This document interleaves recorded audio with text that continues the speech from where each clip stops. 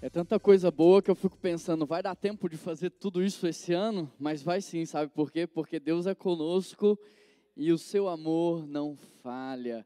E tudo isso que a gente faz não é por entretenimento, é investimento no mundo espiritual. Nós sabemos que família é projeto de Deus, um retiro de casais, muito mais para que você se alimente bem, se divirta, muito mais do que aquele clima gostoso de harmonia, é um investimento no seu casamento. São alguns dias onde você fica completamente dedicado a aprender mais sobre casamento. E é interessante, porque quando você vai tirar a sua carteira de carro, lá, a sua habilitação, o Estado fala assim, você quer dirigir? Quer mesmo? Então tá bom, vamos ver se você é capaz. Vamos lá. Um aninho de aula teórica. Augusto está fazendo aula teórica, né, Augusto? Não é fácil não, né? 40 horas aula? Quantas? 45 horas aula. Vamos ver se você é capaz. Vamos lá, depois vamos fazer o teste de aula de rua, vamos fazer um teste psicológico, psicotécnico, e é um monte de coisa. Esses dias eu fui renovar minha carteira, fiquei lá 3 horas só fazendo teste, um teste atrás do outro. Aí beleza, você fala para o Estado assim, eu quero ser médico. Ah é? Você quer ser médico? Que legal, vamos ver se você é capaz de ser médico então. Vai estudar aí uns 6 anos para passar no vestibular, vai estudar mais uns 6 anos medicina, depois vai fazer uma prova de habilitação, depois você vai fazer uma residência, depois você vai fazer outra prova, aí se você for aprovado em tudo, beleza, você pode ser médico. Aí você fala para o Estado assim, ô Estado, eu quero casar. Aí ele fala assim, ah, você quer casar? Assina aqui. Percebe a incoerência? A gente não é preparado para o casamento. Só que o casamento é mais complexo do que dirigir um carro. Quem concorda comigo? É mais complexo do que medicina. Casamento são duas pessoas diferentes, duas culturas diferentes, duas pessoas que pensam diferentes se unindo para viver uma vida só. Se a gente não estudar, se não houver investimento, não tem como dar certo. É por isso que o índice de divórcio tem aumentado tanto. Por quê? Porque a gente não estuda e não se prepara. Então um retiro desse é um retiro de investimento no seu casamento. Um retiro de jovens e adolescentes, a gente se diverte? Claro que diverte. Eles levam recordações para a vida inteira, amigos para a vida inteira? Claro, óbvio, mas muito mais do que isso, é um tempo de consagração, é um tempo de investimento espiritual na vida deles. O dia da família é um dia super divertido ali num sítio em Sete Lagoas, tem futebol de sabão, agora a gente está alugando 2, 3 futebol de sabão para parar de dar briga entre adultos e crianças, porque a gente alugou para as crianças, mas os adultos não estavam deixando as crianças jogar o futebol de sabão, agora a gente aluga um só para os adultos, um só para as crianças, então é um dia de diversão também, um dia de muita alegria, batismo, só que é um dia de investimento aonde? Em comunhão, em unidade, porque aqui no domingo é tudo muito corrido, a gente mal se vê, ou mal consegue conversar, então é um dia onde a gente passa um dia inteiro, e no último dia da família, bateu 470 pessoas, e aí já não dá no sítio, a gente teve que reduzir, limitar as vagas, porque se deixa solto, a gente não sabe quantas pessoas, isso foi ano passado. Esse ano eu estou com medo de bater 600, 700 se deixar livre. Então, a gente reduziu, limitou a quantidade de vagas. E tudo isso, gente, está lá no site da PIBBH.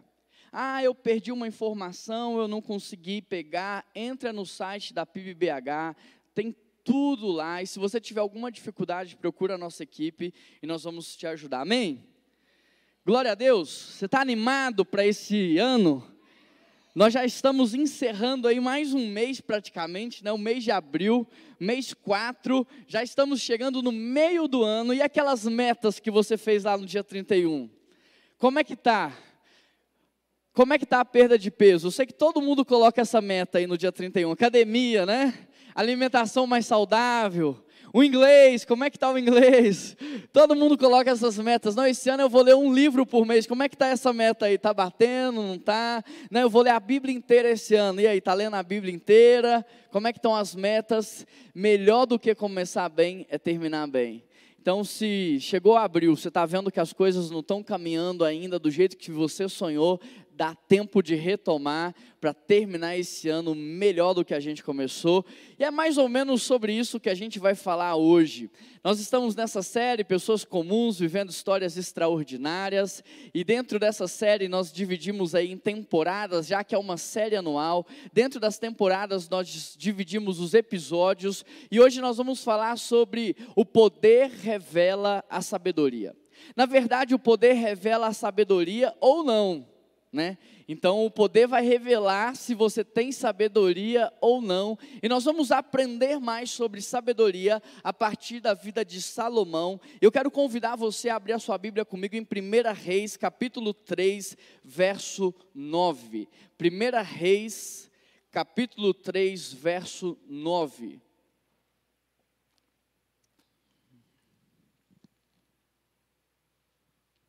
Quem achou diz achei. Quem não achou diz espera aí. Pode abrir, pode destravar, ligar. O importante é você ler a palavra, porque ela é viva e eficaz. Se ela está na sua tela ou se ela está no papel, ela é viva e eficaz, mais penetrante do que uma espada de 2 gumes, capaz de separar juntas e medula, espírito e alma. Ela não volta vazia sem antes cumprir o seu propósito. Ela é divinamente inspirada por Deus, apto para o ensino, para a correção e para a exortação. O importante é você ler e anotar para você aprender e investir no seu crescimento espiritual, amém? Achei ou peraí? Ontem eu fui pregar num evento ali em Mariana, um evento de várias igrejas lá da cidade de Mariana, e é muito engraçado isso, né? Eu acho lindo a unidade do povo de Deus. Tinha diversas igrejas ali representadas. Eu perguntei para o pessoal mais ou menos quantas pessoas tinham. Eles falaram que tinha mais ou menos umas 5, 6 mil pessoas ali na praça principal de Mariana, e nós pregamos o evangelho lá, e quando nós terminamos, um pastor me procurou e falou assim: pastor, é a primeira pregação expositiva pentecostal que eu já vi na minha vida. Mas foi muito engraçado que a gente estava sentado na mesa e tinha lá o pastor da IPB, da IPI, da Batista da Brasileira, Batista da Nacional, o Pentecostal, a Assembleia, e a gente estava tudo na mesma mesa celebrando essa unidade em Cristo Jesus. Foi algo maravilhoso, foi tremendo. Muitas vidas entregaram a Jesus ali, e eu fui surpreendido ainda pela nossa equipe. 16 pessoas apareceram lá do nada, 2 horas de viagem para chegar, e aí quando eu menos assusto, tem 16 pessoas lá da nossa equipe participando desse momento tão especial. Como intercessores, eu honro a vida de vocês, celebro a Deus pela vida de vocês, que fazem toda a diferença. É muito bom pertencer a um lugar como esse, a uma família espiritual como essa. 1 Reis 3, verso 9, o texto também está sendo projetado aí na tela. Dá, pois, a teu servo um coração cheio de discernimento, para governar o teu povo e capaz de distinguir entre o bem e o mal. Pois quem pode governar este tão grande povo? O pedido que Salomão fez agradou ao Senhor. Por isso ele lhe disse: você pediu isso, e não uma vida longa, e nem riqueza, nem a morte dos seus inimigos, mas discernimento para ministrar a justiça. Farei então o que você me pediu, e lhe darei um coração sábio, capaz de discernir, de modo que nunca houve, nem haverá ninguém como você. Também lhe darei o que você não me pediu, riquezas, fama, de forma que não haverá rei igual durante toda a sua vida. E se você andar nos meus caminhos e obedecer os meus mandamentos, como o seu pai Davi, eu prolongarei toda a sua vida. Bom, o que você precisa saber até aqui? Eu espero que você esteja aprendendo de fato, crescendo no seu conhecimento bíblico, mas o que você precisa aprender? Gênesis, antes da queda, revela o plano perfeito de Deus. Se você quer saber como Deus sonhou o casamento, como Deus sonhou a paternidade, como Deus sonhou a filiação, como Deus sonhou a economia, o trabalho, você tem que ler Gênesis antes da queda, porque ali retrata o plano original de Deus. Mas em Gênesis 3 há uma ruptura, há uma queda. O homem decide seguir sozinho. Por causa disso, os seus filhos, eles vivem então agora um ambiente novo. Não é mais um ambiente santo, mas um ambiente corruptível. Então Caim mata Abel. E aí depois disso vem uma sucessão de fatos terríveis, horríveis. O povo chega a pensar que eles podem controlar a Deus, e eles constroem uma torre, a Torre de Babel, você já conhece essa história, e eles pensam assim: se nós chegarmos ao céu, nós controlaremos a Deus, e Ele nos servirá. Hoje nós fazemos isso através do culto. Juan, como assim através do culto? Porque você vem aqui, ora muito, canta muito, oferta muito, para ver se no final do culto Deus foi convencido a fazer o que você quer e não o que Ele quer na sua vida, é verdade ou não é? A gente ora muitas vezes para converter o coração de Deus e não para que o nosso coração seja convertido. Então é o mesmo pecado da Torre de Babel. Aí Deus decide falar assim: eu vou recomeçar, porque do jeito que está não dá. Aí chama Noé, um homem íntegro, um homem santo. Ele olha para toda a geração ali, para todos aqueles homens, ele encontra Noé. Então ele recomeça com Noé a história da criação humana, e através de Abraão ele recomeça a família, porque família sempre foi o propósito eterno de Deus. Deus até então só criou duas instituições, a igreja e a família espiritual. A família biológica e a família espiritual. E o que é a igreja? A interseção entre essas duas famílias. A igreja ensina a gente a viver essa família que um dia nós viveremos no céu. E aí Deus recomeça através de Abraão. De Abraão vem quem? De Isaac vem? De Jacó vem? José é vendido como escravo para os seus irmãos lá para o Egito, vai como escravo, é preso injustamente, mas Deus o encontra na prisão, levanta ele como governador do Egito, e ele salva todo aquele mundo de um período de fome. Como? Poupando no tempo de fartura para o período de escassez. E quando isso acontece, José, ele faz com que o Egito prospere como nunca na história do Egito um homem fez o Egito prosperar. E ele salva ali os seus irmãos da fome, a sua família vem morar com eles no Egito, e lá eles crescem tanto, mas o povo de Israel cresce tanto no Egito que Faraó, depois da morte de José, tem medo que o povo tome o poder. Aí decide escravizar todo o povo de Israel. Depois de muitos e muitos anos de sofrimento, Deus levanta quem? Moisés, para libertar o povo da escravidão do Egito. E aí Moisés fica perambulando com o povo no deserto, porque o povo reclamou, murmurou, faltou fé. Aí Deus fala assim: olha, essa geração aqui não tem como entrar na terra prometida, vocês vão ficar aí até essa geração morrer, e quando nascer uma nova geração, Josué vai entrar na terra prometida. Eles entram na terra prometida, mas repare que não é para desfrutar, é ainda para conquistar.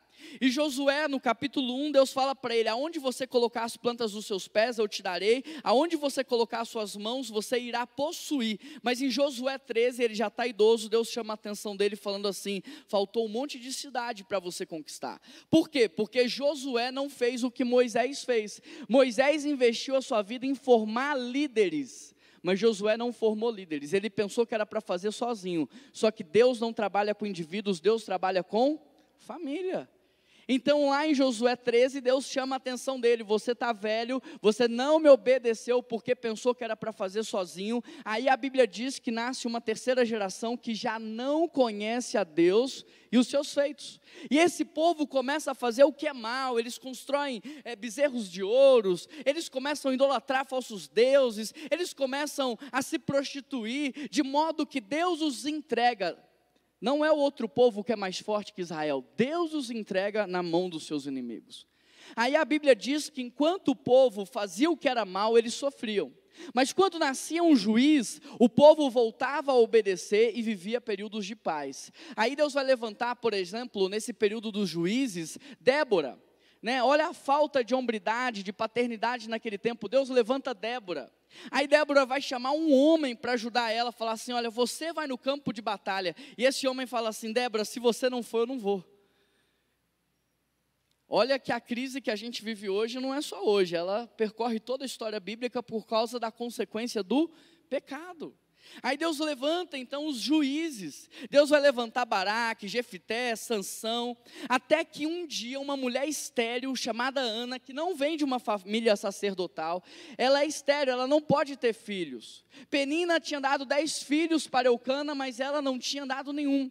Ela entra num templo parecido como esse, literalmente parecido como esse. Interessante porque Mariana tem 300 anos de idade, né? 328, 327. BH tem cento e poucos anos de idade. É a primeira capital do Brasil. E se você for lá em Mariana e vir aqui na PIB BH, o banco, o taco, as igrejas, é bem parecido. Então eu imagino que mais ou menos era aquele cenário no templo. Ana entra e ela fala assim para Deus: Deus, me dá um filho e eu te devolvo.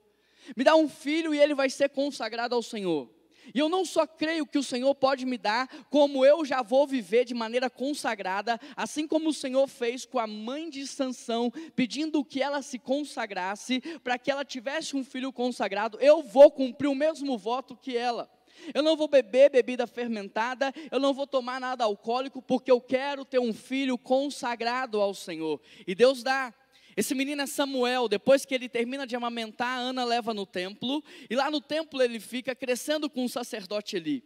Só que o ambiente não era um ambiente perfeito, maravilhoso, como a gente pensa que é na igreja. Todo mundo vai para a igreja pensando que igreja é um lugar perfeito, mas deixa eu te dizer algo: perfeito só Deus é, e perfeito só lá no céu. Aonde tiver um ser humano, aquele lugar é falho e vai dar errado. Se o lugar é perfeito e você chegou, já não é perfeito mais, já avacalhou o sistema, porque aonde nós chegamos, nós trazemos conosco o pecado. Então perfeito só Deus é, e Ana não tinha essa ilusão de que a casa de Eli era um lugar perfeito, não, e nem Samuel. Samuel via os filhos de Eli se deitando com as mulheres, prostituindo, roubando as ofertas do Senhor, mas Samuel fez uma escolha: eu não vou ser como eles. Eu vou viver de maneira separada, eu vou viver de maneira consagrada ao Senhor. Você tem uma escolha todos os dias. Eu sei que lá no seu trabalho, eu sei que lá na sua escola, eu sei que aonde você mora, tem um monte de gente fazendo um monte de coisa errada, igual Samuel tinha na casa dele, os filhos do próprio sacerdote fazendo, mas é uma escolha. Eu não sou vítima, eu tenho o poder de escolher, eu tenho como escolher. Você também tem como escolher. E Samuel falou: cara, mesmo com toda a pressão que eu recebo aqui, eu vou viver de maneira diferente. Eu vou viver de maneira sagrada a Deus. Aí Deus, sabe o que Deus faz? Honra Samuel. Fala assim: Samuel, você não vem de uma linhagem sacerdotal, mas eu vou levantar você para ser o último juiz de Israel, e você vai encerrar o período dos juízes, e você vai iniciar o período da monarquia. Como? Ungindo o primeiro rei de Israel, que é Saul. E aí Deus fala com quem? Deus fala com Samuel, esse menino improvável, mas que vivia uma vida santa. Ele vai lá, unge Saul. Depois, quando Saul abandona Deus, deixa Deus, Deus fala com quem? Fala com Samuel. Samuel tem autoridade para instituir e também para destituir reis. E aí depois Deus vai levantar Davi. Quem é que vai encontrar Davi? Samuel. Encontrou Davi no LinkedIn? Encontrou Davi no Facebook, no Instagram, no YouTube? Onde? Deitado no sofá assistindo Netflix? Jogando Play 5? Não. Sendo fiel aonde Deus o colocou, florescendo aonde Deus o plantou, lá no campo, dando a sua vida pelas ovelhas do seu pai. Sabe, sendo fiel. Deus encontra ele lá no meio do nada. Não é você que encontra seu sonho, é o seu sonho, é o sonho de Deus que encontra você quando você é fiel a Ele, aonde você está. E aí Davi assume o trono de Israel, mas você sabe, ele também é falho, é pecador como eu e você, e ele cai com Betseba. E aí o filho dessa relação morre, Davi fica deitado lá de jejum vários dias, até que aquele menino pudesse ou sobreviver ou não, mas quando morre, Davi levanta, continua a vida. Aí vem o segundo filho, mas antes disso ele decide tomar Betseba como esposa, honrar a vida dela, corrige a vida dele, honra a vida dela, traz como esposa. Vem o segundo filho, e o segundo filho então é Salomão. Aí Salomão aprendeu com seu pai a temer ao Senhor, aprendeu com seu pai que Deus é que faz todas as coisas. E esse é o contexto do texto que você acabou de ler. Deus aparece para Salomão e fala assim: faz um pedido. O que você pediria se Deus hoje te fizesse essa pergunta? Deus fala para Salomão: faz um pedido, rápido, pensa aí, rapidinho, não pensa muito não, quer dizer, responde de bate pronto, qual pedido você faria a Deus? Salomão fala assim: Deus, eu quero sabedoria, eu quero discernimento espiritual para governar esse povo. Aí Deus dá. Só que Deus fala assim, cara, estou impressionado. Porque você pediu para repartir, não para comer, eu vou dar mais do que você pediu. A Bíblia diz assim, vocês não recebem o que pedem porque pedem mal. Aqui nós aprendemos com Salomão a pedir bem. E o que é pedir bem? É pedir para repartir e não para comer. É interessante porque na história de Salomão a gente pode tirar muitos princípios práticos para a nossa vida. Porque sabedoria é o conhecimento que Deus tem da vida traduzido em princípios práticos de vida. Sabedoria nada mais é do que o Deus que conhece o teu futuro antecipar para você algumas coisas para que você possa tomar decisões mais assertivas. Para que ao invés de você sair atirando para todos os lados e tentar tudo, você saiba qual é o seu único tiro, qual é a sua única peça do dominó que vai derrubar todas as outras. Então você faz aquilo que Deus mandou e você tem resultado, não é por causa de uma teologia da prosperidade, você tem resultado como consequência de obediência. Porque no mundo há leis naturais, por exemplo, a lei da gravidade. Se eu soltar esse objeto, ele vai ser atraído ao centro da terra, não importa o objeto, o peso, o diâmetro, a altura, nada. Ele sempre vai ser atraído ao centro da terra, porque essa é uma lei. Existem várias leis, existem vários princípios. E aqui a gente aprende com Salomão que as coisas dão certo não por causa de uma troca com Deus, mas por causa da obediência. É por isso que Deus fala assim, eu prefiro a obediência do que o sacrifício. Porque quando você obedece, você vive bem. E como pai, tudo que eu mais quero é que você viva e não sobreviva. É que você tenha uma vida plena e não uma vida de sofrimento. Deus, como pai, não ama te ver sofrer. Deus, como pai, Ele gostaria muitas vezes de trocar o sofrimento seu com Ele, de intervir, mas às vezes por causa da nossa incredulidade, nós insistimos no erro, nós deixamos para consultar a Deus quando já estamos no fundo do poço, e não antes de tomar as decisões. Por isso é muito importante aprender com Salomão a ter sabedoria na vida. E aí eu queria orar com vocês, para que Deus pudesse falar. Há muitas pessoas aqui, talvez umas 500 pessoas, 400 pessoas aqui nessa manhã, eu não sei. Mas há muitas pessoas aqui, há muitas histórias, há muitas famílias, há muitos pedidos de orações, há muitos clamores. Mas eu sei que Deus pode, através dessa palavra, falar com cada um de vocês aquilo que cada um precisa ouvir. Eu sei que o Espírito Santo pode responder a sua oração nessa manhã. Eu sei que Ele pode intervir na sua vida. Por isso eu quero convidar você a orar comigo, porque esse momento não é carnal e nem humano, mas ele é sobrenatural e divino. É o momento que o Espírito Santo usa a sua palavra para trabalhar a vida do seu povo. Então feche os seus olhos e peça a Deus que fale com você. Peça ao Espírito Santo que ministre sobre a sua vida.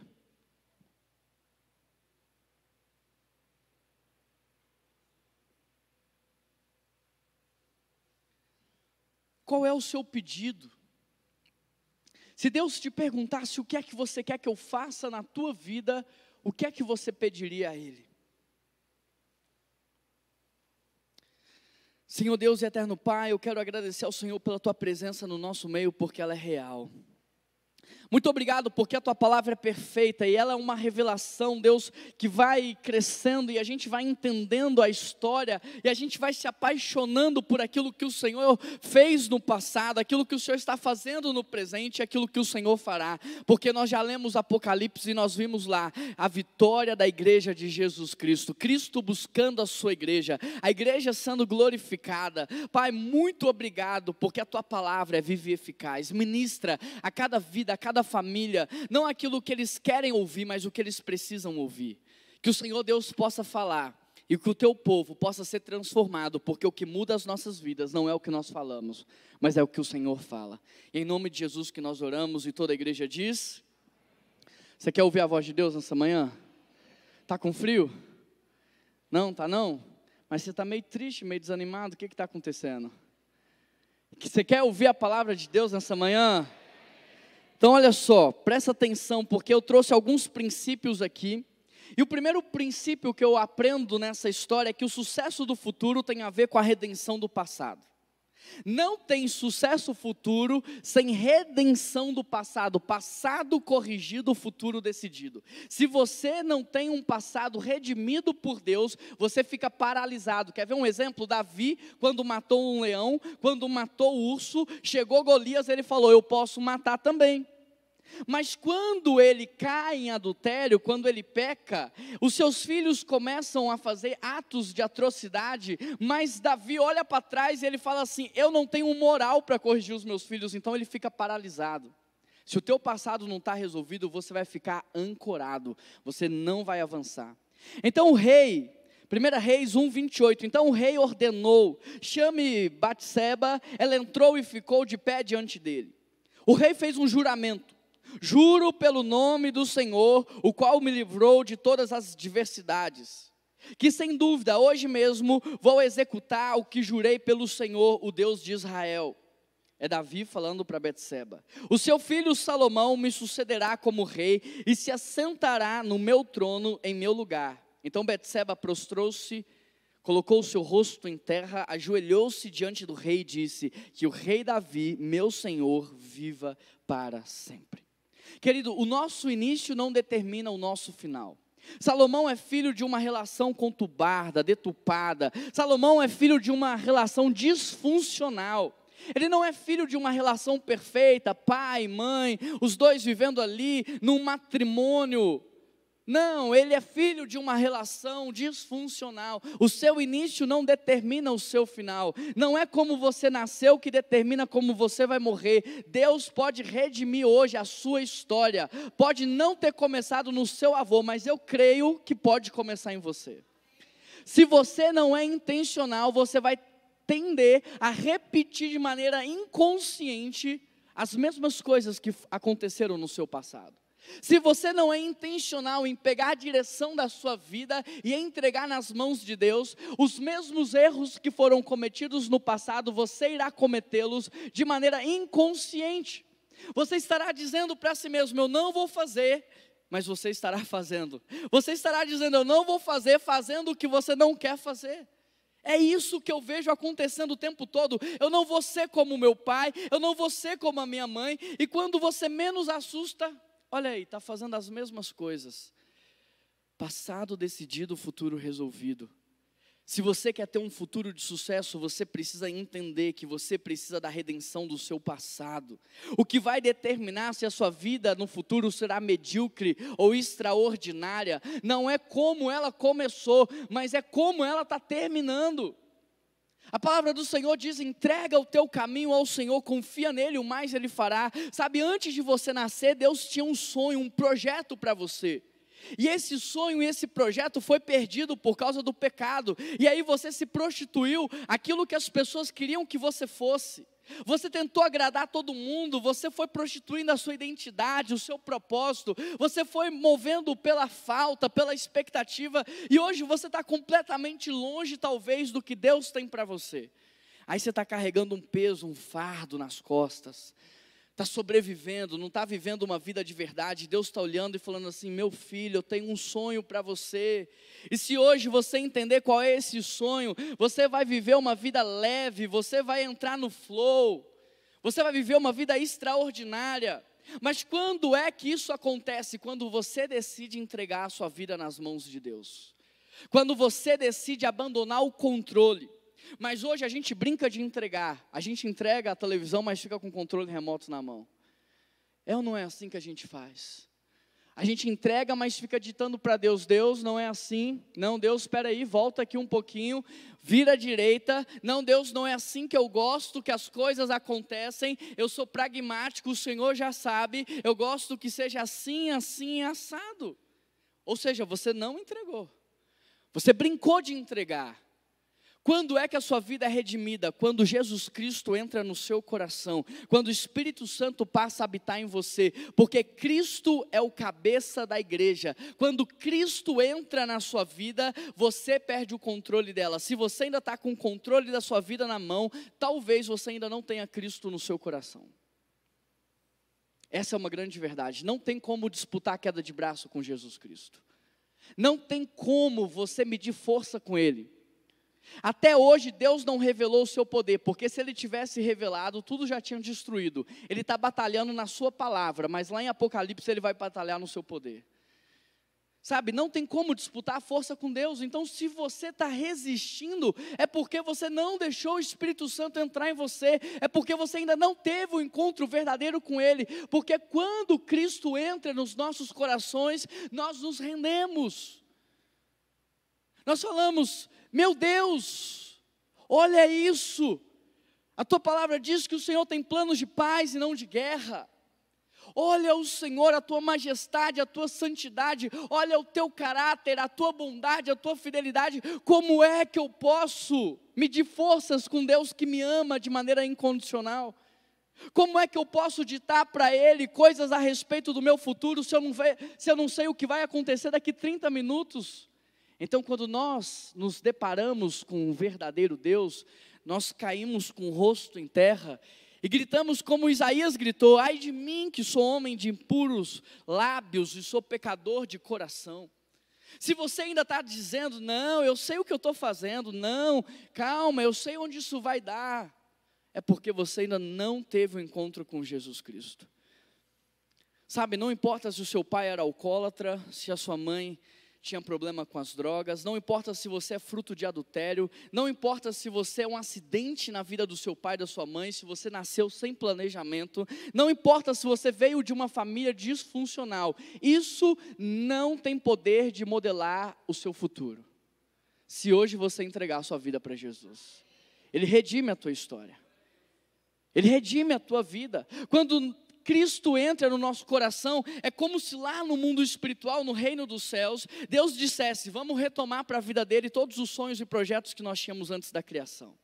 Vai lá, anjos, Espírito Santo, e dirige a vida dele para que ele possa voltar ao lugar que ele nunca deveria ter saído, para que ele possa voltar a viver aquilo que ele nunca deixaria de viver. Você precisa entregar a sua vida para Jesus, de verdade, não é brincar de entregar, é falar assim: Deus, eu renuncio hoje às minhas vontades, os meus prazeres, os meus desejos, os meus luxos, aquilo que eu acho que é bom, o que não é, eu estou entregando tudo aqui no teu altar, porque só o Senhor tem palavras de vida eterna. Amém? O segundo princípio que eu aprendo aqui, olhando para a história de Salomão, é que o sucesso do futuro tem a ver com o legado e a herança que são deixados. O sucesso do futuro tem a ver com herança e legado. 1 Reis 1,47, bendito seja o Senhor, o Deus de Israel, que permitiu que os meus olhos vissem hoje um sucessor para o meu trono. Essa é a palavra do rei Davi. Bendito seja Deus, porque Ele me permitiu ver o sucessor da minha vida, o sucessor da minha história, aquele que dará continuidade àquilo que Deus escreveu através da minha vida. Não há sucesso sem sucessão. Você pode pegar isso para você enquanto pai e mãe, você pode pegar isso para você enquanto empresa familiar, você pode pegar isso para você enquanto na sua carreira. Não há sucesso sem sucessão. Se a próxima geração vem sem saber o que Deus estava fazendo antes, escreve algo diferente do que Deus estava construindo, você não teve sucesso no que você fez, mesmo que você tenha ganhado dinheiro, mesmo que você tenha ganhado títulos, mesmo que você tenha construído impérios. Não importa o que os homens pensam a teu respeito, importa o que Deus pensa.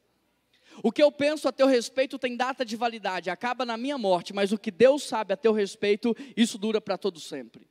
Isso levará para a eternidade. Então não importa o que os outros vão pensar de você, importa o que Deus está pensando de você. Não adianta você ter o título de doutor, não adianta você andar no carro do ano, ter uma casa bonita, todo mundo te aplaudir e Deus te reprovar. Então não existe sucesso sem sucessão. Se você não investir a sua vida para formar outras pessoas, você viveu uma vida fracassada. Você fracassou. Se você não formou outras pessoas, você não está cumprindo a única coisa que Deus te pediu para fazer. Ele falou: vão e façam discípulos por todo mundo. E fazer discípulos é fazer amigos espirituais. Fazer amigos espirituais é você convidar pessoas para imitar a vida que você pratica. É você dizer: olha, eu tenho um proceder tão digno, eu tenho um proceder tão íntegro, tão irrepreensível, que você pode ir lá em casa e imitar o jeito que eu trato a minha esposa. Você pode ir lá em casa e imitar o jeito que eu educo os meus filhos. Você pode abrir a minha planilha financeira e copiar a minha administração financeira, porque eu tenho vivido os princípios da palavra de Deus. Isso é fazer discípulos. Não é sala de aula, não é curso.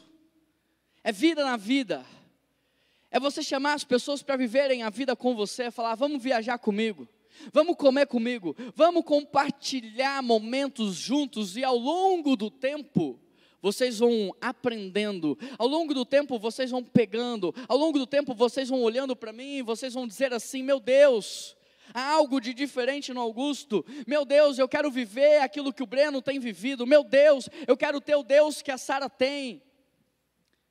E aí as coisas vão acontecendo de maneira natural. Sabe, o fim último de Deus na sua vida não é formá-lo enquanto homem, é formá-lo enquanto pai. E o fim último de um pai não é formar um filho, é formar outro pai. O problema dos pais hoje é que a gente forma eternos filhos, e a gente nunca emancipa para que eles se tornem pais. Eles têm 50 anos, mas dependem financeiramente, emocionalmente e espiritualmente de você. O sucesso seu enquanto pai e mãe é quando você é capaz de formar outros pais e outras mães, e não quando você forma eternos filhos. O seu sucesso ou o seu fim último enquanto empregador não é formar alguém que executa uma tarefa operacional, mas é formar pessoas que são capazes de formar outras pessoas. O fim último de um professor não é formar um bom aluno, é formar alguém que é apaixonado pela instrução, pela educação, pelo ensino. Percebe? Se você olhar para a sociedade, todos os filmes, todas as novelas, todas as construções, elas tendem a exaltar muito aquele que está como flecha, mas se esquecem de quem está por trás como arco. Mas naquele filme, eu acho que é o X-Men, eu não tenho certeza, que tem o professor Xavier, né? Já ia falar Chico Xavier. O professor Xavier. Ele não é tão valorizado na história, mas o que seria de todos aqueles heróis sem o professor? Sabe, a gente precisa ter um outro olhar. O que seria de mim sem o meu pastor que me formou? O que seria de mim sem o meu pai e minha mãe que me gerou? O que seria de mim sem as pessoas que estão por trás, nos bastidores? Pessoas que eu ligo, que eu peço instrução, que eu peço conselho, o que seria? Então o que eu recebi eu não posso reter em mim, eu tenho que dar continuidade. Então se eu aprendi a ser pastor, eu preciso formar outros pastores. De modo que hoje eu já entendi, eu não sou o pastor dessa igreja, eu sou pastor de pastores. Deus tem me chamado para formar pastores, para formar liderança espiritual, para que esses pastores pastoreiem então as crianças, os adolescentes, os jovens, as famílias, os idosos. E você também pode ser um pastor lá onde você trabalha. Não precisa usar terno e gravata, nem eu estou usando aqui. Não precisa ser chamado de pastor, você também me chama pelo nome. Ser pastor é você investir em vidas, é cuidar de vidas, é formar vidas. E Deus quer te usar como pastor na sua casa, no seu trabalho, na sua faculdade. O seu fim último não é comprar uma casa, não é comprar um carro. O seu fim último não é ter uma casa na praia, não é ter um sítio para você visitar todos os finais de semana. O seu fim último é fazer discípulos. Essa é a pergunta que Deus vai te fazer lá na eternidade. O que foi que você fez? Aí você vai falar assim, eu construí 30 empresas, eu montei 30 orfanatos, tá aqui e os discípulos, quantos você fez? Eu não sei. Mas foi a única coisa que eu te pedi para fazer? Você gastou toda a sua vida fazendo o que eu não pedi, e a única coisa que eu pedi você não, é isso mesmo? Deixa eu ver se eu entendi, você leu a Bíblia? Você leu mesmo lá? Deus, mas eu fiz isso para o Senhor. E os discípulos, meu querido? Porque casa não sobe para o céu, carro não sobe para o céu. O que sobe para o céu são as pessoas. Por que você deixou as pessoas lá embaixo? Sabe, eu tenho a impressão que a gente só vai ter um arrependimento quando a gente chegar no céu. E é o arrependimento de não ter evangelizado. Porque a gente vai chegar naquele lugar e vai ver um lugar tão lindo, tão maravilhoso, tão perfeito, tão completo, que você vai falar assim: por que que eu não falei de Jesus para o meu pai? Meu pai ama esse lugar. Por que que eu não falei de Jesus para minha mãe? Minha mãe ia amar estar aqui nesse lugar. Por que que eu ocultei e guardei para mim algo tão maravilhoso que é a salvação? Amém, igreja? O sucesso do futuro tem a ver com herança e legado. Herança é o que você deixa para os outros: um carro, uma casa, uma empresa, um lote, um terreno. Legado é o que você deixa dentro dos outros. É interessante porque você pode deixar herança para quem não tem legado, e essa pessoa vai destruir a herança. Por quê? Porque ela não tem legado. Mas você pode deixar legado para quem não tem herança, e a pessoa vai crescer e prosperar, porque legado é mais importante, mais valioso e mais precioso do que herança. Você vê muitos filhos quebrarem as empresas dos seus pais. Por quê? Porque não receberam direção, porque não receberam orientação, porque não valorizaram a instrução, porque não pegaram o legado. Mas você pode tirar tudo de alguém que tem herança, e se essa pessoa tiver legado, em 2 meses ela reconquista tudo de novo. Agora deixa eu te perguntar: você está trabalhando para deixar legado ou você está trabalhando para deixar herança?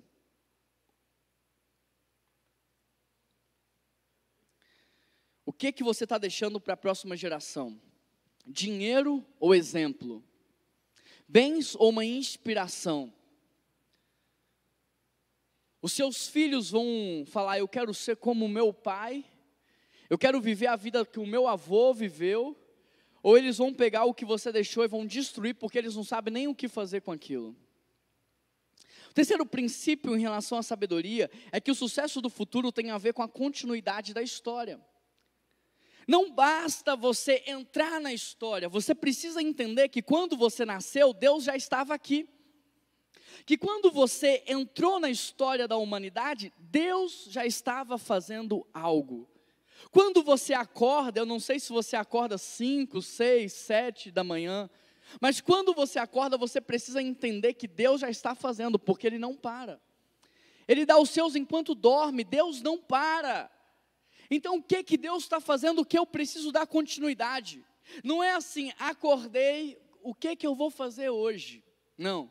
Deus, o que que o Senhor já estava fazendo antes de eu acordar? Aonde quer que eu entro nessa história? No capítulo 2, no verso 1, está escrito assim: quando se aproximava o dia da sua morte, Davi deu instrução ao seu filho Salomão: estou para seguir o caminho de toda a terra. Por isso seja forte, seja homem, obedeça ao que o Senhor, o seu Deus, exige. Ande nos seus caminhos e obedeça os seus decretos, aos seus mandamentos, às suas ordenanças, aos seus testemunhos, conforme se acham escritos na lei de Moisés. Assim você prosperará, se fizer o que foi dito, o que está escrito, se você seguir a palavra. O que Davi está falando para o seu filho é o seguinte: filho, não é para você inventar a roda. Filho, não é para você fazer nada novo. Não, é para você continuar o que o seu pai estava fazendo. E o que o seu pai estava fazendo? Obedecendo a palavra de Deus. Está com dúvida? Recorre à lei lá de Moisés. Hoje a nossa revelação é mais completa, porque Jesus Cristo já veio, já morreu, já ressuscitou, já mandou o Espírito Santo, e a gente já sabe até o final da história. Está com dúvida? Recorre à palavra. Nós precisamos entender que o sucesso do futuro tem a ver com a continuidade da história. Pode ser que o teu avô, a tua avó, o teu pai, a tua mãe interrompeu a história que Deus tinha para a vida dessa família. Interrompeu a história que Deus tinha para essa descendência. Como? Em desobediência, em pecado, em rebeldia, falando: Deus, o Senhor quer que eu faça isso, mas eu não vou fazer, eu acho que esse caminho é o melhor. Aí vem uma sucessão de gerações frustradas, sofrendo por causa da desobediência do passado. Pode ser que isso aconteceu com você. Mas se isso é uma verdade, se alguém rompeu com a história de que Deus estava escrevendo para a sua família, você hoje pode falar: Deus, usa a minha vida para reescrever de novo aquilo que o Senhor parou. Deus, usa a minha vida, a começar de mim, a começar na minha vida, eu vou me submeter, eu vou me entregar, eu vou renunciar para viver aquilo que o Senhor tem para a minha geração, para a minha descendência. Quem sou eu para pensar que eu sei alguma coisa? O Senhor é Deus, eu sou o pó da terra, eu sou o servo do Deus Altíssimo, eu só quero contribuir com o que o Senhor já estava fazendo. Qual é a história que Deus começou a escrever através da sua família? Porque isso traz sucesso. Eu já cansei de falar, essa é a geração mais pobre que existe no planeta Terra. Por quê? Porque é a primeira geração em que as famílias estão completamente divididas. O pai vai para um lado, a mulher vai para o outro, cada filho vai numa direção diferente. No passado, os caras tinham fazenda, toda a família trabalhava na fazenda. Você podia fazer zootecnia, veterinária, o que fosse, mas trabalhava na fazenda. Se o teu pai tinha padaria, toda a família, crianças de 6, 7 anos estavam envolvidos na padaria. E essas famílias cresceram, prosperaram.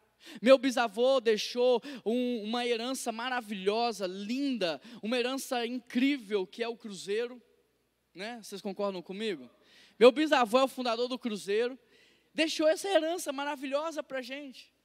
O seu bisavô talvez era um fazendeiro, o seu tataravô talvez era alguém que veio de Portugal e deixou várias padarias, uma rede de padarias para você. Aí o seu pai e a sua mãe deixou um lote, deixou um carrinho. E você, o que você vai deixar? Talvez nada. Por quê? Porque essa é a primeira geração em que a família está separada. Que cada um vai para um lado diferente. Nós precisamos nos unir. Nós precisamos entender que Deus não trabalha com indivíduos. Deus trabalha com famílias. Qual é o propósito de Deus para a minha casa? Não é para a minha vida. Qual é o propósito de Deus para a minha família? Qual é a história que eu preciso ensinar para os meus filhos a respeito de Deus? O que eles precisam dar continuidade? Aonde é que Deus vai parar na minha vida e eles vão continuar? O sucesso do futuro tem a ver com a continuidade do presente. Não é você inventar a roda, não é você romper com seu pai, com a sua mãe e falar assim, vou solo, tá? Agora eu vou sozinho. Não é isso, gente. Não é pegar a herança e sair e terminar comendo a comida dos porcos. O bom é que o pai espera você de volta para casa. E hoje talvez Deus está te chamando de volta para casa. Hoje Deus está te chamando para falar para você, olha, o teu pai e tua mãe falhou, o teu avô, tua avó falhou, mas eu nunca falhei. O tempo todo eu te chamava pelo seu nome. Ah, Deus, mas eu não ouvi. Não ouviu porque estava distraído, porque eu nunca parei de chamar. Deus vai chamar você pelo seu nome até o seu último suspiro, até o seu último segundo de vida. Você pode falar, Deus está em silêncio. Não está. O período de silêncio é interbíblico, entre o Antigo e o Novo Testamento, 400 anos de silêncio.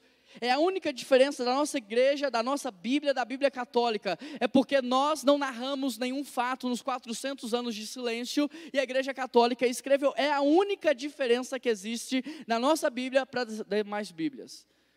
O período do silêncio acabou. O Espírito Santo não está fora de você, ele está dentro de você.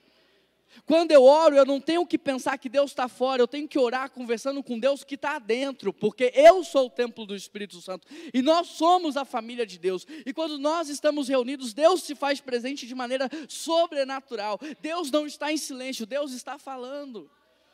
Mas se o Augusto levantar e sair, atravessar a Praça Raul Soares, vai chegar um momento que ele vai parar de me ouvir. E ele pode até falar, o Juan parou de falar, não, Augusto, você está longe demais para conseguir ouvir a minha voz. Será que você não está longe demais para ouvir o que Deus falou com você a vida inteira? Será que você não está distraído, ouvindo outras vozes? Eu me lembro de uma vez que eu estava seguindo um carro de um amigo. Entrou um outro carro, apareceu um outro carro igualzinho dele, eu não percebi, comecei a seguir outro carro. Depois de algum tempo que eu percebi que eu estava seguindo o carro errado. Mas eu achei que era o carro do meu amigo. Será que você não está seguindo a voz errada, achando que é a voz de Deus? Será que você não está confundindo o seu coração? Porque a Bíblia diz que o coração é enganoso. Prova o teu coração. Fala, Deus, sonda o meu coração. O Senhor me conhece. Foi o Senhor que me fez. Eu estou seguindo um caminho que o Senhor aprova ou não? O quarto princípio que eu aprendo nessa história é que o sucesso do futuro tem a ver com as honras do presente. O povo, porém, sacrificava, 1 Reis 3:2, nos lugares sagrados, porque ainda não tinha sido construído um templo, em honra ao nome do Senhor. Salomão amava ao Senhor, pois andava de acordo com os decretos do seu pai Davi. Todavia oferecia sacrifícios e queimava incenso nos lugares sagrados. O rei Salomão foi em Gibeon para oferecer sacrifícios, pois ali ficava o principal lugar sagrado, e ofereceu naquele altar 1000 holocaustos. Sabe, a honra destrava o sobrenatural. Jesus chega na cidade em que ele nasceu e ele falou assim: eu não posso fazer aqui o que eu fiz nos outros lugares, o que? Curar, ressuscitar, purificar, salvar. Eu não posso fazer aqui o que eu fiz nos outros lugares, porque vocês me receberam com desonra. A honra destrava o sobrenatural. Você celebra e você recebe, mas tudo que você despreza, você perde. Se você despreza o poder de Deus, você nunca vai vivenciar o poder dele na sua vida. Se você despreza o Espírito Santo, você nunca vai receber o Espírito Santo. Se você despreza a palavra, você nunca vai andar em conformidade, porque tudo que você despreza, você perde. Se você despreza uma pessoa, você perde ela. Se você despreza o seu emprego, você perde ele. Tudo que você despreza, você perde. Mical desprezou Davi no seu coração e não pôde ter filhos de Davi. Sansão desprezou a sua consagração e perdeu as bênçãos da consagração do Espírito. Esaú desprezou a primogenitura e perdeu as bênçãos da primogenitura. O que é que você está desprezando e que Deus está falando? Você tem que voltar a honrar. Porque a honra destrava o sobrenatural. Olha o que vai acontecer nessa história e tem tudo a ver com o 6º princípio. O sucesso do futuro tem a ver com os pedidos que fazemos hoje. 5º, né? Eu falei 6º. 5º. O sucesso do futuro tem a ver com os pedidos que fazemos hoje. Presta atenção no que está acontecendo. Ele foi lá oferecer sacrifícios ao Senhor. Ele foi lá honrar o Senhor. Aonde? Em Gibeon. Aonde que o Senhor aparece para ele? Em Gibeon. Quando? Logo após ele honrar o Senhor. O Senhor aparece para ele e diz assim: peça-me o que quiser e eu lhe darei. Querido, a honra destrava o sobrenatural. Provérbios 3 fala assim: honre ao Senhor com os teus bens, e os teus celeiros serão fartos, e os teus barris transbordarão. Quem nasceu na fazenda, quem nasceu na roça, entende. Celeiro farto fala de provisão para o presente, barril transbordando fala de provisão para o futuro. O que Deus está falando é que quem aprende a honrar a Deus, não falta recurso no presente, nem faltará no futuro. Aqui, Salomão honra ao Senhor com 1000 sacrifícios. No mesmo dia, na verdade, para ser mais honesto, naquela noite, Deus aparece para ele e fala: pede-me o que quiser. Você experimentou honrar muito uma pessoa? Já experimentou honrar muito uma pessoa? A pessoa, ela fica sem armas contra você, ela fica totalmente nua diante de você no sentido puro da palavra. Ela fica desarmada. Mas quando você desonra, a pessoa se levanta, ela se arma. O que você poderia receber, você não recebe pelo fato da desonra. Mas quando você honra, você percebe que as coisas começam a acontecer por causa de um princípio espiritual. A honra destrava o sobrenatural. Salomão respondeu: tu fostes bom com teu servo, meu pai Davi, e ele foi fiel a ti, e justo e reto de coração. O maior ensino é o exemplo. Olha o ensino que Davi deixou para o seu filho, a partir do seu exemplo. Tu sustentaste grande bondade para com ele, e lhe deste um filho que hoje se assenta no trono. Agora, Senhor meu Deus, fizeste que teu servo reine em lugar do seu pai Davi, mas eu não passo de um jovem, não sei o que fazer. Teu servo está aqui, entre o povo que escolhestes, um povo tão grande que eu nem sei contar. Dá, pois, a teu servo um coração cheio de discernimento para governar, e capaz de distinguir entre o bem e o mal, pois quem pode governar este tão grande povo? O pedido que Salomão fez ao Senhor o agradou. O sucesso do amanhã tem a ver com o que você está pedindo para Deus hoje. A Bíblia diz: vocês não recebem o que pedem porque pedis mal. Porque ao invés de pedir para repartir, vocês estão pedindo para comer. Deus, me dá um carro para eu me achar melhor do que os outros. Deus, me dá o carro do ano para eu chegar lá na minha família e provar para todo mundo que não acreditou em mim que eu venci. Deus, me dá uma casa grande, imponente, para que as pessoas olhem para mim e me respeitem. Deus me deu um título para que eu possa humilhar as pessoas. Deus me dá mais dinheiro, mais salário, para que eu possa investir mais na minha vida. Você não está dizendo isso com as suas palavras, mas Deus conhece o teu coração. E Ele sabe se você está fazendo pedidos para Deus para resolver as suas carências, o seu egoísmo, o seu individualismo, ou se você está pedindo para abençoar. Deus sabe. E aqui esse homem fala assim: Deus, o Senhor me colocou para governar esse povo, então me dá sabedoria para fazer o melhor para eles, me dá discernimento para eu entregar o melhor para eles, para que o teu reino cresça e prospere. Querido, quando você estiver disposto a amar, Deus estará disposto a pagar a conta. Deus financia projetos que não são individuais, mas que são plurais. Deus financia projetos familiares e não projetos indivíduos. Quando você estiver disposto a amar, você vai ver que o dinheiro vai correr atrás de você. Certamente o salmista diz: a tua bondade e a tua fidelidade me seguirão. E o seguir no hebraico é ser caçado. Quando você é dirigido pelo seu pastor, que é Jesus Cristo, a bondade e a fidelidade do Senhor te caça. É como se você até tentasse se esconder, mas não tem como. Sabe, querido, o recurso segue a visão, não é a visão que busca recurso. Se você entender o projeto que Deus tem para a sua vida, o recurso vai vir até você. Você não tem que se preocupar com dinheiro. Nós não fomos feitos para ser movidos pela falta. É isso que está nos adoecendo. É porque a gente trabalha para comer amanhã. A gente trabalha para pagar o cartão de crédito. A gente trabalha para pagar as dívidas do amanhã. Mas não foi assim que Deus nos fez para ser. Quando Ele criou o homem no Éden, já tinha tudo o que ele precisava. De modo que era para o homem trabalhar pelo propósito e não pela proposta. Você precisa inverter isso na sua vida. Você precisa entender que o que Deus quer que você peça, não é para você apenas, porque quando você é um canal, você também recebe, mas é para os outros.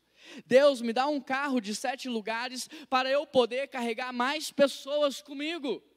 Deus me dá um carro de 7 lugares, para eu adotar muitos filhos. Deus me dá uma Kombi, Deus me dá depois da Kombi vem o quê? Uma van, me dá um ônibus. Deus me dá um avião para eu carregar essa equipe ministerial para todos os lugares, para carregar você, para levar você para um projeto missionário. A gente tem que pedir para repartir, não é para comer. Deus me dá uma casa grandona, porque se tiver uma pandemia, eu vou chamar um monte de gente para morar comigo. A Sara me deu essa ideia em 2020, quando estourou a pandemia. Eu falei: meu Deus, essa ideia é muito ruim. Mas hoje eu já amadureci, Sara, essa ideia é boa. Quando Deus dá uma casa grande para a gente, é para a gente acolher as pessoas.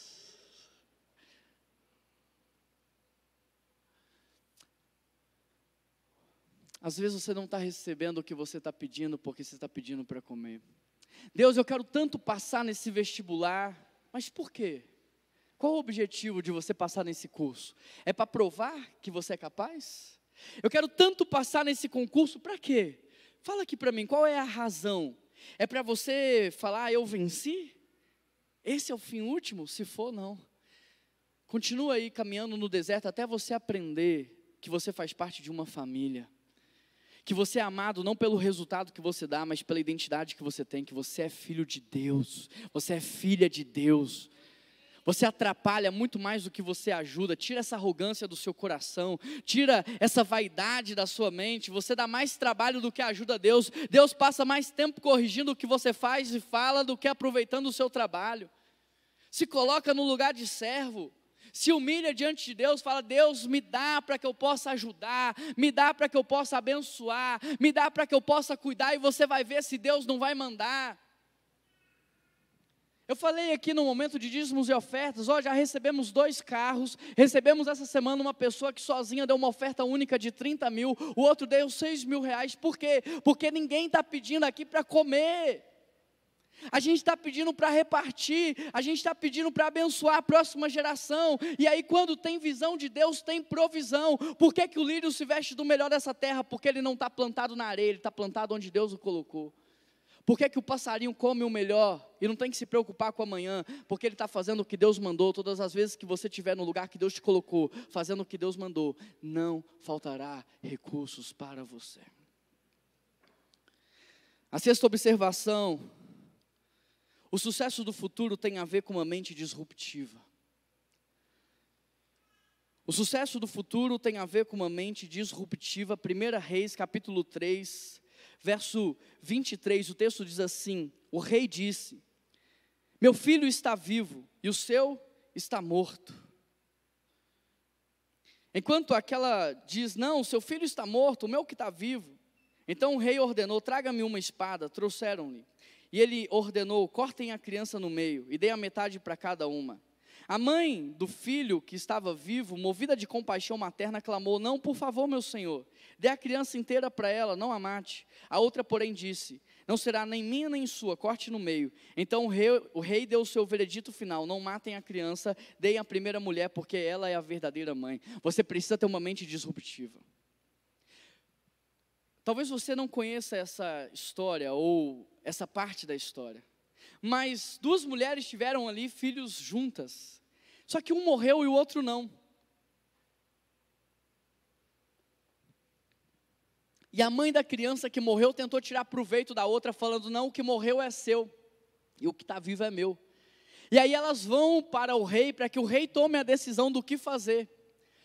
Como é que se resolve um problema desse naquela época que não tinha teste de DNA? Que não tinha um programa do ratinho para nos ajudar? Como é que resolve sem um programa midiático lá que vai resolver? Não tem como. Mas Salomão pensa fora da caixinha. Salomão tem uma mente disruptiva. Ele pediu sabedoria e Deus deu. Ele falou: corta a criança no meio. Na verdade, ele não queria matar a criança, ele só queria ver quem era a verdadeira mãe, porque a mãe de verdade preferia ver o filho vivo com outra mulher do que morto com ela.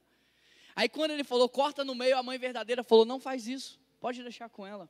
Aí Salomão falou: então entrega para ela, porque ela é a mãe verdadeira.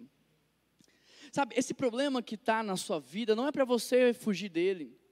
Esse problema que se apresentou para você não é para você correr dele. Problemas foram feitos para você resolver. E se você não sabe, peça sabedoria a Deus, que Ele dá livremente a quem pede. Pede discernimento. Talvez você está correndo 20 anos de um problema, e o problema está há 20 anos atrás de você. Uma orfandade, um problema conjugal, uma falta de perdão. Parente que não fala com parente. Eu não sei qual é o problema que você tanto foge, mas ele está lá. Você olha para trás e ele está preso na sua história, preso no seu passado. Às vezes um alcoolismo, às vezes um vício. Eu não sei qual é, mas você precisa romper. Eu não sei como, pergunta para Deus. Peça ajuda para Ele. Ele está dizendo: o que você me pedir, se for para o bem, eu vou fazer. Deus é pai. Que pai não quer ver os seus filhos libertos das drogas? Que pai não quer ver o seu filho liberto do álcool? Que pai não quer ver o seu filho liberto do desemprego, da mediocridade? Que pai não quer ver o seu filho florescer? O problema é que a gente sai fazendo sem perguntar. Pergunta antes de fazer. A sétima observação: o sucesso do futuro tem a ver muito mais com o seu caráter e a sua constância do que com a sua competência. Olha o que Deus diz: se você andar segundo a minha vontade, com integridade, de coração reto, como fez o seu pai, e se você fizer o que eu lhe ordeno, obedecendo os meus decretos, as minhas ordenâncias, eu firmarei para sempre sobre Israel o seu trono, conforme prometi a seu pai Davi. O sucesso de Salomão dependia dele ou de Deus? De Deus. A única coisa que Salomão tinha que fazer era obedecer. Querido, o sucesso é fácil, o difícil é o fracasso. Porque para ter sucesso é só obedecer. Honra teu pai e tua mãe para que você tenha uma vida boa na terra. É fácil. Difícil é você desobedecer, inventar a roda, querer criar outras estratégias, outros caminhos, outros rumos. Mas a gente investe no mais difícil. É difícil obedecer pai e mãe. Mais difícil ainda é passar uma vida inteira fracassada. É difícil obedecer a palavra. Mais difícil ainda é não obedecer e ter as consequências disso. Casamento é difícil. Mais difícil ainda é divórcio. Ter uma vida saudável é difícil. Mais difícil ainda é ficar internado no hospital. Escolha o seu difícil. Mas olha, deixa eu te dizer, obedecer a Deus não é tão difícil assim. É difícil no início, mas quando você percebe que tem resultado, você fala assim: rapaz, olha só, não é que esse negócio dá certo mesmo?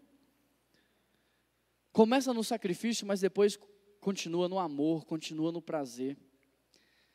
Não tem nada melhor do que eu ter um bom relacionamento com meu pai e minha mãe. Não tem nada melhor do que eu honrar meu pai e minha mãe, a gente viver em paz, em harmonia, em alegria. Não tem nada melhor do que um filho que obedece, esse filho cresce e prospera. Mas o filho que desonra, o filho que desobedece, o seu fim é a perdição. Escolha o mais fácil é você só cumprir o que está escrito aqui. O que a Bíblia diz que você tem que fazer? Eu não sei o que eu tenho que fazer no casamento, a Bíblia diz. Eu não sei o que eu tenho que fazer enquanto líder, a Bíblia diz. Eu não sei enquanto eu tenho que fazer enquanto liderado, a Bíblia diz. Não há nada que você queira saber que não esteja nesse livro. Esse livro fala até de física quântica, duvida eu posso te mostrar. Fala de mecânica, fala de matemática, princípios do mundo financeiro. Esse livro é muito rico, por isso a Bíblia é viva e eficaz. Recorra à palavra do Senhor. Em oitavo lugar, se nós queremos ter sucesso, precisamos aprender com o passado, para a gente não repetir os mesmos erros no presente, e também não colhermos os mesmos frutos no futuro. O rei Salomão amou muitas mulheres. Deus falou para Davi: Davi, eu não quero que você tenha muitas mulheres, nem muito ouro e nem muito cavalo, mas Deus é normal. Olha o tanto de rei que tem muito ouro, muito cavalos, muitas mulheres. A cultura do meu tempo permite, a cultura do meu tempo aplaude, é normal, é aceitável. Davi, não é porque os outros reis têm que você tem que ter. O que foi que sua mãe te ensinou? Você não é todo mundo. Tem coisas que o diabo vai oferecer para os outros e Deus não tem para os seus. Não importa, podem falar que é normal, podem falar que é aceitável, podem falar que é comum, pode falar que não faz mal. Tem coisas que Deus não tem para você. O sucesso do futuro tem a ver com você aprender com o teu passado. Quem não sabe a sua história não avança. Você precisa conhecer o teu passado, você precisa aprender com os erros que foram cometidos na sua casa, na sua família, para não repeti-los no presente e colher as mesmas coisas no futuro. Salomão aqui deveria ter visto que o que deu errado para Davi foi o quê? Ele ter amado muitas mulheres, ele ter se entregado a muitas mulheres, mas o que Salomão faz? A mesma coisa. Não aprendeu com os erros do seu pai, não aprendeu com os erros da sua família. Repetiu a mesma coisa.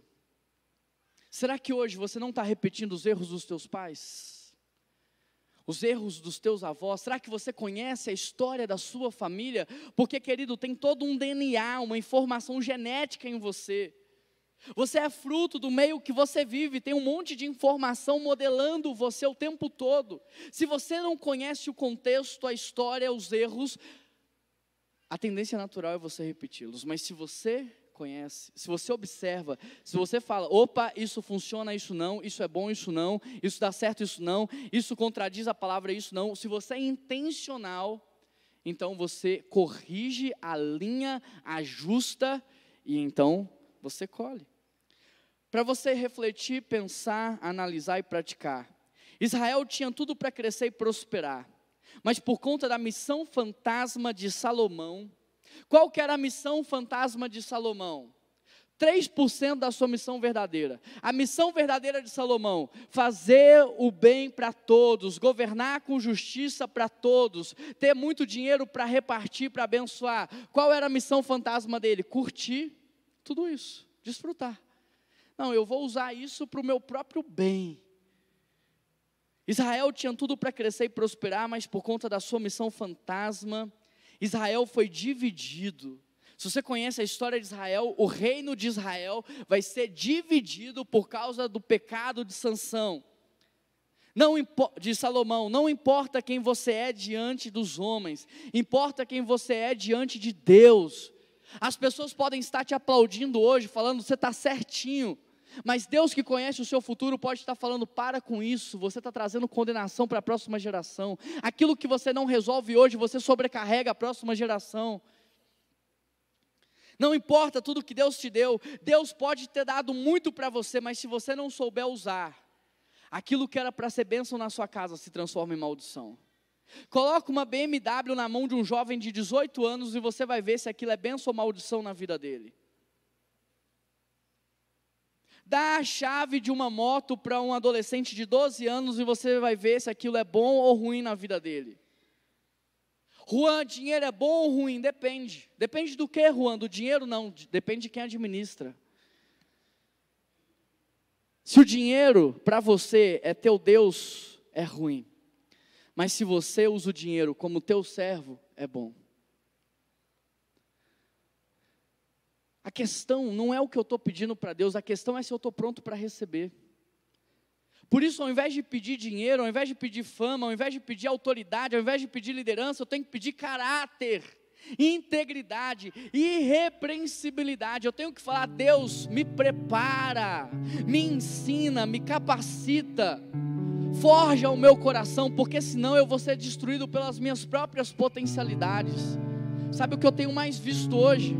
Jovens sendo destruídos como Sansão, pelos seus próprios dons e talentos, porque não desenvolveu um coração forte, que desse suporte àquilo que Deus o mandou fazer. Jovens como Salomão, que se perderam na sua missão fantasma, homens e mulheres que se perdem no meio do caminho, nos seus 3%. Portanto, não use o que Deus te deu para você mesmo. A comida que Deus te deu é para você pôr na mesa e repartir. Não é para você guardar dentro do armário e comer sozinho quando ninguém estiver olhando. O dinheiro que Deus te deu é para você investir nos outros. É para você semear. Dinheiro não é comida, dinheiro é semente. A sua miséria tem muito a ver com o fato de você semear pouco. Semeie e você colherá na mesma proporção. Ele pediu sabedoria para governar com justiça, mas usou a sabedoria que Deus deu para tirar proveito do povo. No final ele descobriu que viver uma vida para si mesmo é vaidade. Se eu já vi o final da vida de Salomão e ele escreveu, é tudo vaidade, por que eu vou seguir o exemplo dele?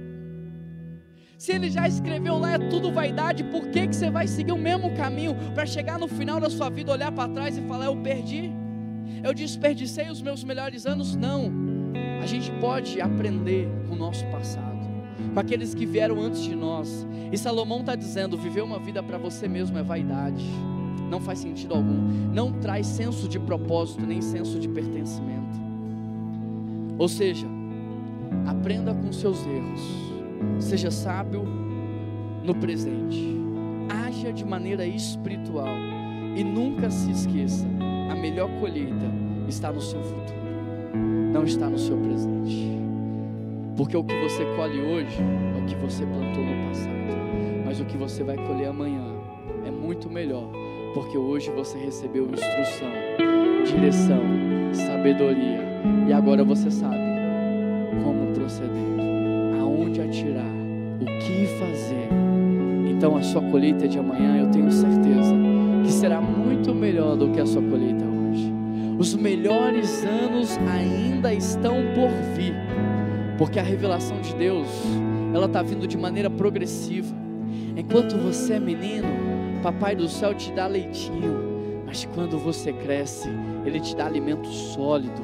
Você está preparado para receber alimento sólido? Você está preparado para receber provas e ser aprovado? Você está preparado para lutar e vencer? Você está preparado para avançar e correr? Porque Isaías fala de um período em que a gente anda, de um período em que a gente corre e de um período em que a gente voa, e tudo depende do seu nível de maturidade. Feche os seus olhos, eu quero orar, porque sabedoria é espiritual, não é conhecimento técnico e nem teológico. A gente não aprende na escola, não. Sabedoria a gente não aprende nos livros, não. Tem que pedir para Deus e Deus dá. Peça, quanto mais você pedir nessa manhã, mais você vai receber. Peça sabedoria, peça discernimento, peça.